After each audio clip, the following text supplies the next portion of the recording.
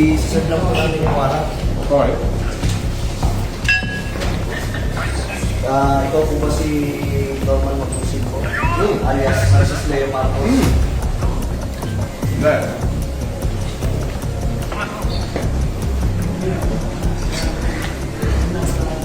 Okay. Parang saan yan? Bago pa po yun, ayanin po masahan po kayo na Kita mo, sir? Kita mo. Kaya kita na kasi kayo po ba, ulitin ko po, kayo po ba si Norman Magbusin alias Francis Leo Marcos? Yes, ako. Kayo ay aming ina-arrest po sa bisa ng warrant po. Arrest na issue ng RTC Branch 294 Paranaque City for violation of unjust fixation under Article 287 Revised Penal Code as amended in relation to Section 6 of RA 10175. Kayo ay nakapatang manahimik, sir. O sa walang pigo, o ano man ang inyong sabihin ay maaaring maging pabor o laban sa inyo.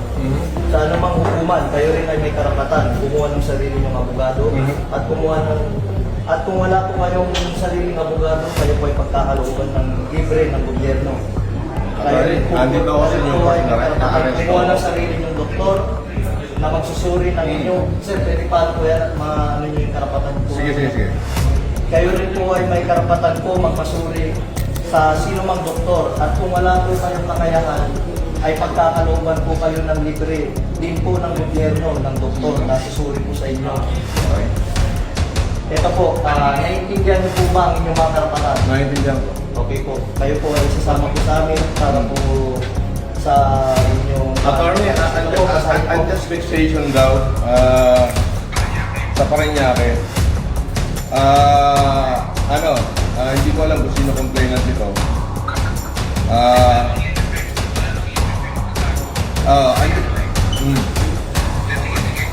Andito ako sa Newport. Ina-arrest na nila ako. Sasama ako ngayon. Hindi ko natatapusin itong pagkain ko. Kinilive na nila ako.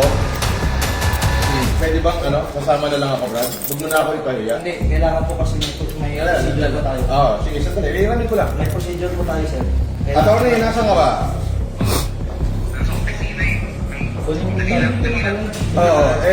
Kailangan bilan nyo na ako rito.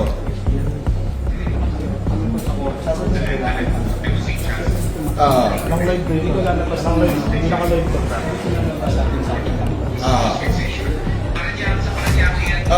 Sandali lang, kausapin ko lang abogado ka. Sa Paranaque, eto, binibidyoan na ako rito. Ewan ko kung may vlogger dito. Lalo dito. Andito na. May warrant, 120,000 yung pay, 12 pounds of unjust fixation.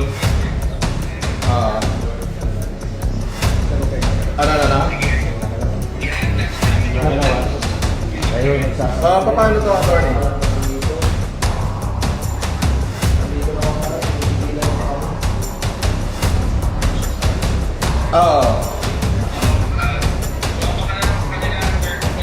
Tapos, Pwede po kayong kasuhan ng justice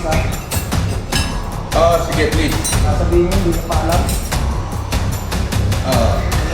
Ginagawa lang kami mag-video, pero pwede ka lang mag-vlog. Pwede ba yun? Bawal ka sa... Sino daw pwede contact person dito? Sa office naman, sir. Sir, sa CIDG-NCR na lang, sir. Sa Camp Crame. Nakasabi. Bawat CIDG-NCR So, doon ako dadalhin sa CIDG-NCR. Yes, sir. Camp Crame. So, dadalhin daw ako sa CIDG-NCR Camp Crame.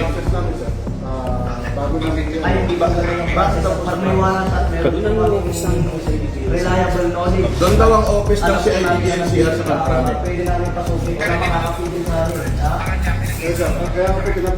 Sir, yung warrant, sir, is all over the Philippines, sir. Nation daw, wait daw yung warrant. Search warrant yun.